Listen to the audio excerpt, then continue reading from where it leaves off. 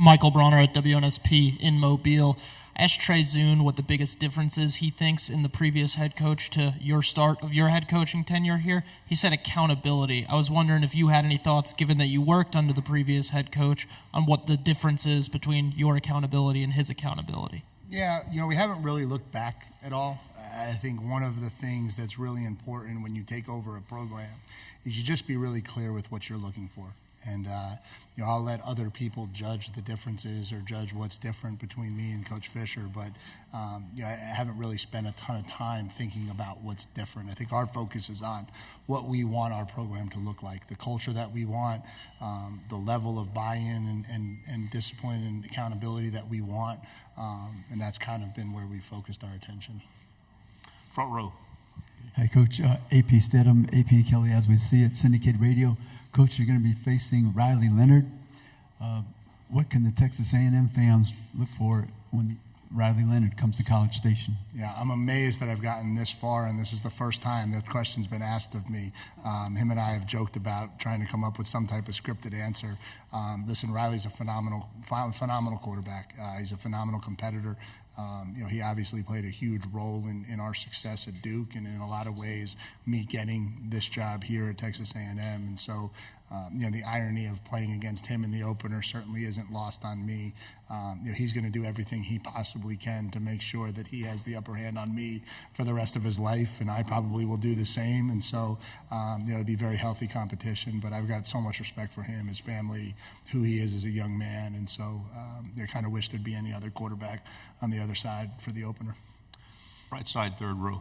Dennis Delapena at the Fox affiliate in Austin. I know in your previous stint at Texas A&M you didn't coach in the Aggies-Longhorns rivalry, but what is your sense of it? How did you get that sense of how important it is, and how much are you looking forward to that big game? Yeah, I mean, in my 4 years at Texas A&M, even though we never played and weren't in the same conference, it still was the single most important thing sometimes it felt like to Texas A&M. And so obviously that's something that we take very seriously. That's a rivalry that means an awful lot to our fan base, to our program. The history of that rivalry and the tradition I've been aware of, and I was a huge football fan growing up, and so I watched those games on Thanksgiving, and RC and the defense and the wrecking crew and all of that. And so I think it's great for the state. I think it's great for college football that rivalry's coming back. I think when you have two brands like that are that close to each other, they should play. They should play meaningful games. They should play games that really matter. And with our tradition, they should play on Thanksgiving weekend. And so excited to just get back into it. And I'm sure it'll be an unbelievable atmosphere the first time we bring that rivalry back this year in Kyle Field. Left side, front row. Michael Cobble out of Baton Rouge, Louisiana. I know you brought team leaders with you, obviously, but just talking to them, it seems like they crave that leveling of playing field of expectations for everyone. Are you sensing that maybe those are the missing pieces that can put a team over the top once everybody is on board pulling in the right direction? Yeah, I think if you look at successful organizations across the country, right, football for sure, but really anything, I think culture matters, and how the connections within your program are, the relationships within your program, how much you're willing to put on the line for the guy next to you. Those things sometimes mean just as much as the offense and defensive plays that we call. And so, again, I don't know different or not, but I know that's really critical. And so it's been something we've been very intentional about this offseason, trying to bring everyone together, trying to get them around each other more. And kids crave connection. And so I think they've really embraced it, and I think it's been a really good experience for our program. Left side, third row, then pass it one place over when you're done. Oh, I'm sorry. Go. Bob Ballou, CBS Austin. Back in February, you said Texas A&M is the flagship university in the state. Obviously, the people in Austin love that. What did you? Why do you think that is, and what are some of the biggest advantages that you've seen coming back to A&M now as the head coach? Yeah, I think that statement was made much more in reference to our role focusing with high school coaches in the state than it was comparing us to any other school in the state. I just think, and I even followed it up quickly after with saying one of, but listen, it's not about, we have two great brands in this state, and the nice thing now is we're in the same conference and we play each other.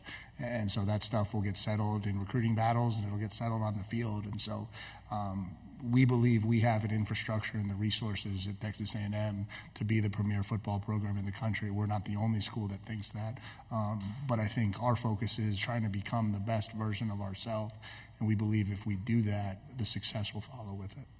Right side, fourth row. Coach Parker Ream from Fox 44 in Waco and College Station.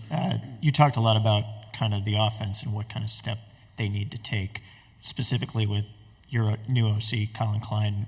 What do you think he brings to the table this upcoming season, and is he going to fix kind of some of those frustrations that Aggie fans may have felt last year? Yeah, again, like a lot of conversation about last year, and we're not really trying to fix things from last year, focus on things from last year. I think Colin brings an innovative mind, a guy who played quarterback at an elite level. And so when you talk about success on offense, quarterback play is a huge piece of that, and obviously our ability to stay healthy at that position will be critical. I think the thing that really drew me to Colin was his knowledge of the game of football, his intelligence level, and understanding how to attack defenses.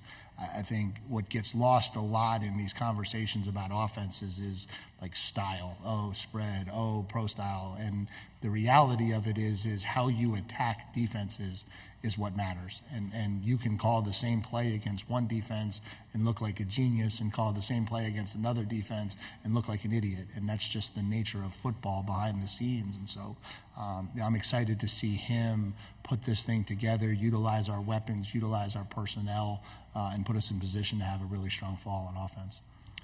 Left side, third row.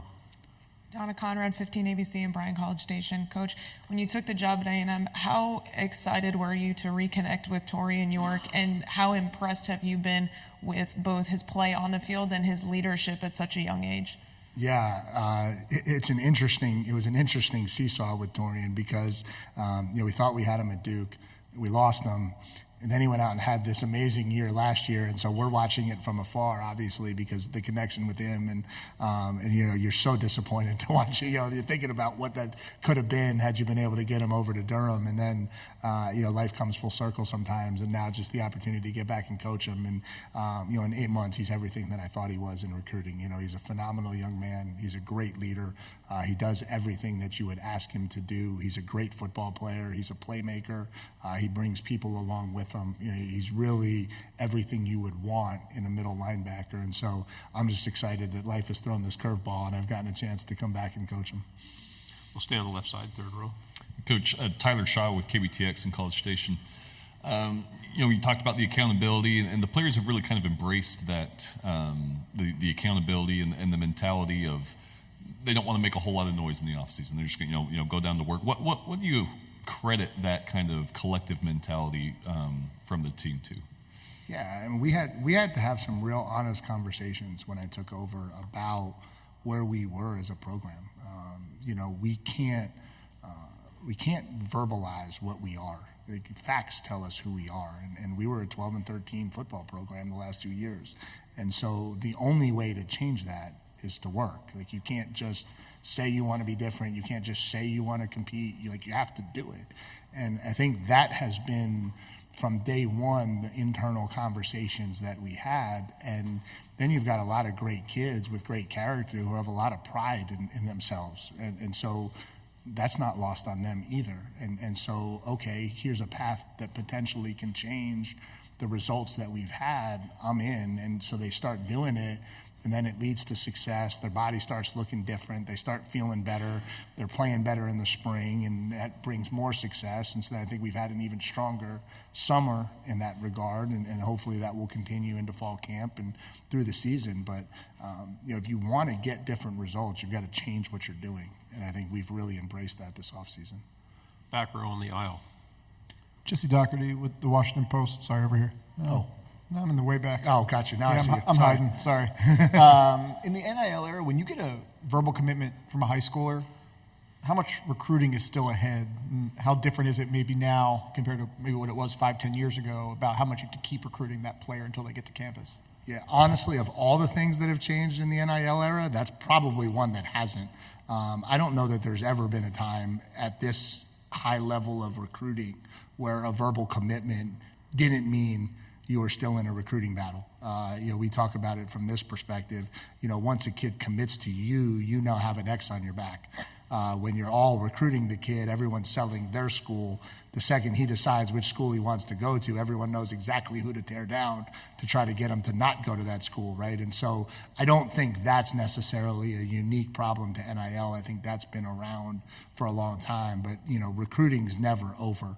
And you can hear stories in this conference of kids shifting gears, walking to the fax machine to send their fax in, right, back in the day. And so recruiting is all the way until you get the electronic transmission of that NLI, the old NLI. Left side, fourth row on the end. Hey, Coach, Parker Abels, 5 News in Northwest Arkansas. Since you joined the SEC, you've kind of redeveloped a rivalry with Arkansas. What does that rivalry mean to A&M, and what are you looking forward to in that game this year? Yeah, I mean, it's a really cool game that we play.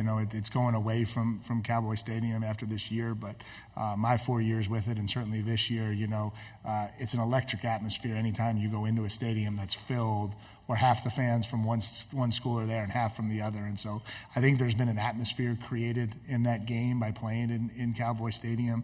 I think that certainly has enhanced it. Proximity has enhanced it. They're obviously the recruiting footprint and their desire to come into Texas and recruit, and us to need to keep the kids in Texas here.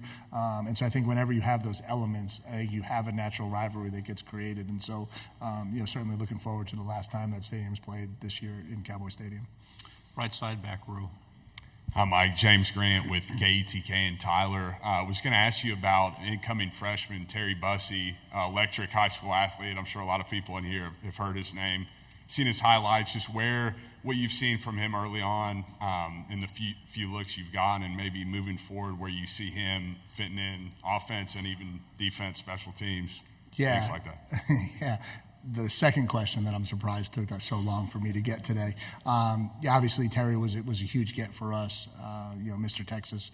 And so getting him down to College Station was huge. Obviously, he's a tremendous athlete. We think he has a really, really bright present and future, but he's extremely young. And he still hasn't actually had an official Texas A&M football practice. And so, we're really excited for him. I think he's going to start on defense, but I do think everyone's aware that he has flexibility to help us in a lot of ways. His ability in the return game is something that we want to look to take advantage of, and you certainly see him developing and playing a critical role for us, not only this year, but in the years to come as well. Left side, back row. One of you guys has it back there. All right. Coach JD with KLTV and Tyler, my wonderful colleague, just took my question, so that just speaks to how much great of a player he is. I'll ask you came back to the SEC after coaching in the ACC. What's something that you learned there that you're taking back? Yeah, I think you learn how to be a head coach, and until you become a head coach, you don't really know how deep and in depth it all goes. And so I think that's a big part of it. And then just learning how to lead every aspect of the program. I think that's something that's really critical as well. Left side on the aisle, and this will be our last one. Carter Yates, Dave Campbell's Texas football. Coach Shamar Turner gained 30 pounds this offseason. Now he's moving from defensive end to defensive tackle. What's his offseason been like? Yeah, I think, first of all, he had to rehab. He had a shoulder deal that he had to deal with from last year. And so, we were excited to be able to get him healthy and training. And I think he was very intentional in his decision to come back to school. He obviously had an opportunity to go pro last year and chose not to. And sometimes that goes two different ways. I think he has been extremely intentional about the decision he made, why he made it, and knowing the areas he had to improve. I think he wants to play from a flexible standpoint. When he goes into the NFL draft, he wants to be able to showcase teams that he can play in a lot of different roles. And so that was a big reason why he came back, was to get to that spot so that he can become a flexible player. And so I think he's going to be a plus player for us at defensive tackle. He's got tremendous takeoff. He's extremely physical. He's played an awful lot of football, and I think he's in better physical shape than he's ever been in his career. And so it's going to be exciting to watch what that looks like this fall. Coach, thank you very much. Good job. Thank you, for your guys. time.